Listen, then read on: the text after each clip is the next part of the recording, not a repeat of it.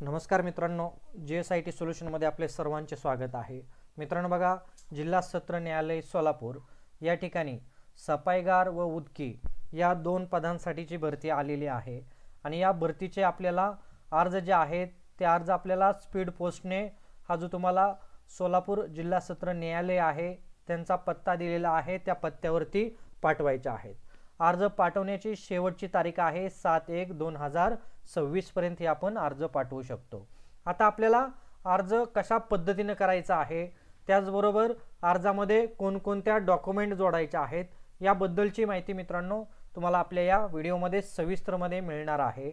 त्यासाठी आपल्या चॅनलला लाईक, सबस्क्राइब आणि शेअर करायचा आहे आणि सगळ्यात महत्त्वाचं म्हणजे हा व्हिडिओ विदाउट स्किप करता शेवटपर्यंत पाहायचा आहे। तर बघूया आपल्याला कोणकोणते डॉक्युमेंट्स लागणार आहेत, त्याचबरोबर अर्ज आपल्याला कशा पद्धतीने करायचा आहे। बघा, इथं परिशिष्ट अ दिलेला आहे, हा अर्जाचा नमुना आहे। मित्रांनो, अर्ज जो आहे तो आपल्याला याच फॉर्मॅटमध्ये करायचा आहे।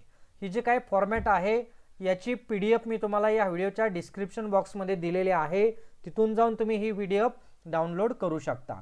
अर्ज करत असताना आपल्याला मित्रांनो इथं मराठी आणि इंग्रजी या दोन्हीही माध्यमातून आपलं नाव टाकायचं आहे। त्याचबरोबर आपला संपूर्ण पत्ता टाकायचा आहे। पत्ता मित्रांनो पिनकोड सह व्यवस्थित टाका, कारण तुमचं जे कम्युनिकेशन होणार आहे त्या पत्त्यावरतीच होणार आहे।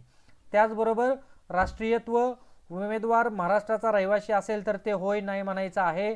दूरध्वनी क्रमांक व्यवस्थित लिहा मित्रांनो, ईमेल ID देखील व्यवस्थित लिहायचा आहे, कारण आपलं हॉल तिकीट वगैरे जे असणार आहे ते आपल्याला याच मेलवरती मिळणार आहे। त्याचबरोबर लिंग, धर्म, जात, जन्म दिनांक या सगळ्या गोष्टी मित्रांनो तुम्ही व्यवस्थित भरायच्या आहेत। विवाहित असल्यास विवाहाची स्थिती, नसेल तर नसल्याची स्थिती आपल्याला इथं नमूद करायची आहे।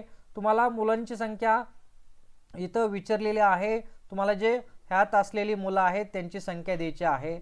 त्याच्यानंतर 28/3/2005 नंतर जन्माला आलेल्या मुलांची संख्या असल्यास ते देखील इथं नमूद करायचे आहे।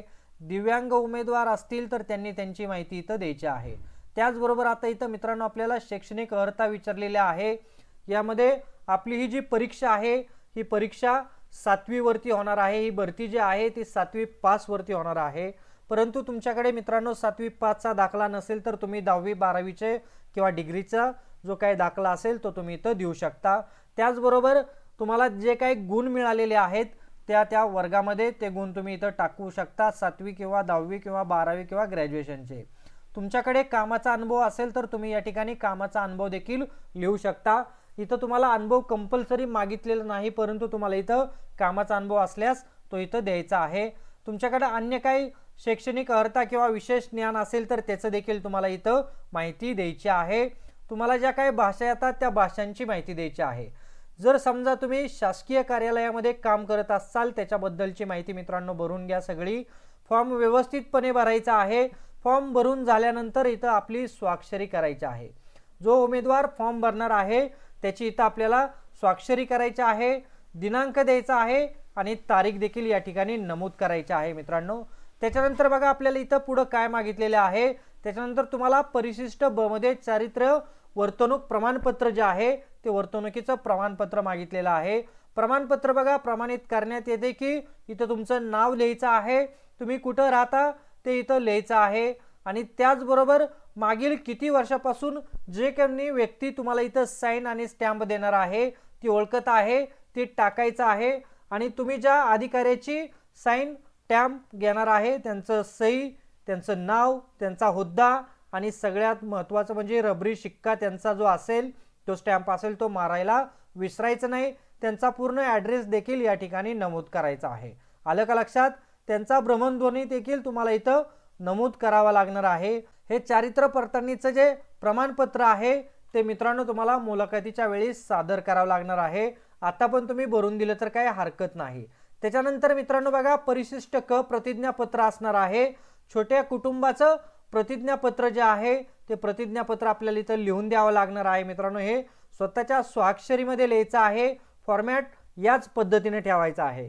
तर पहा मित्रांनो, सोलापूर जिल्हा न्यायालय जे आहे त्या जिल्हा सत्र न्यायालयासाठीची ही भरती आलेली आहे आणि त्या भरतीची संपूर्ण माहिती देणारा देखील व्हिडिओ आपल्या चॅनलवरती अपलोड केलेला आहे।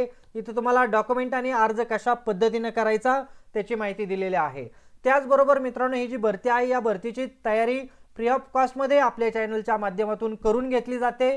त्यासाठी तुम्ही अजूनपर्यंत आपल्या चॅनलला लाईक, सबस्क्राईब आणि शेअर केलं नसेल तर प्लीज आपल्या चॅनलला लाईक करा, सबस्क्राईब करा आणि सगळ्यात महत्त्वाचं म्हणजे बेल आयकॉनचं बटन दाबायला विसरू नका, म्हणजे असेच माहितीपूर्ण नवनवीन व्हिडिओ सर्वात अगोदर तुमच्यापर्यंत येतील।